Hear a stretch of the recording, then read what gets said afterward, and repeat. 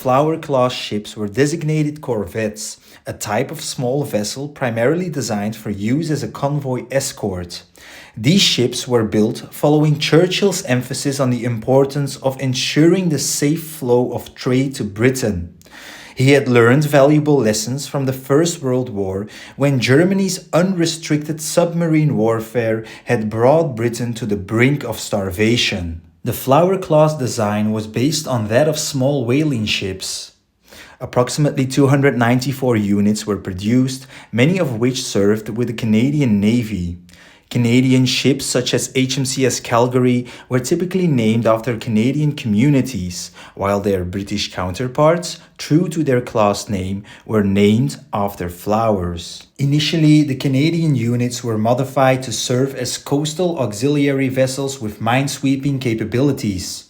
However, as the war progressed, they were adapted for open sea operations.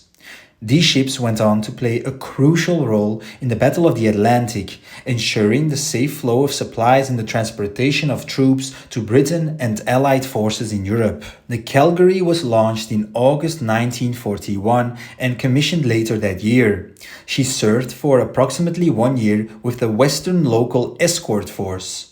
This force was responsible for escorting convoys from North American ports to the Western Ocean meeting point near Newfoundland, where the Mid-Ocean Escort Force assumed escort duties.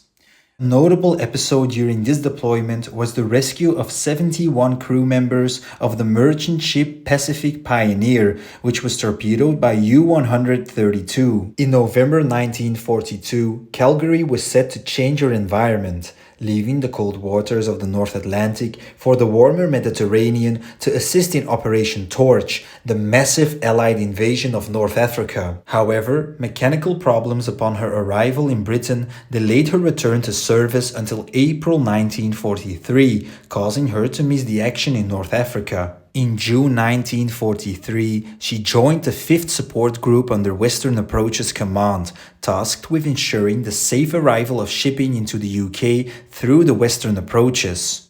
During this period, she experienced intense combat. On the 23rd of August 1943, she was dispatched along with the rest of the 5th Support Group to relieve the 40th Support Group in their submarine hunt off Cape Ortegal. Calgary and the other vessels from both groups then came under heavy attack by Dorniers and Stukas, armed with the new Henschel HS-293 anti-ship guided missile.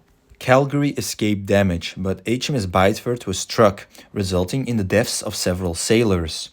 During the return journey to port of the 5th and the 40th Support Group, they once again became targets of the Luftwaffe and their new Wunderwaffe. This time, the Canadians were also targeted, with one Henschel missile finding its mark on HMCS Athabascan. Fortunately for the Canadians, the missile passed clean through the hull of the ship before detonating in the sea. HMS Egret was not so lucky. The ship sank, and 194 of her crew perished beneath the waves. Calgary again escaped the action unscathed. Calgary's moment of glory came on the 20th of November 1943 when she, along with HMS Nene and HMCS Snowberry, sank U-536 northeast of the Azores. Calgary then transferred from the 5th to the 6th Support Group before being placed in dry dock for a refit in January 1944. She was reactivated just in time to take part in Operation Neptune, D-Day. Afterwards, she was assigned to the Nore Command, where she remained for the rest of the war.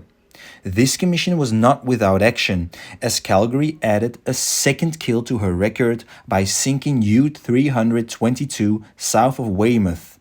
She returned to Canada in May 1945 and was broken up some 6 years later. If you have enjoyed this video, please consider supporting the channel by subscribing to my Patreon or leaving a donation on Buy Me a Coffee. As you can imagine, preparing and creating these videos takes quite a bit of time, and any support would be greatly appreciated. Also, if you want to read more about British naval history, check out the Heart of Oak website for articles covering diverse periods and aspects of the British Navy, as well as the navies of Australia, Canada, and New Zealand.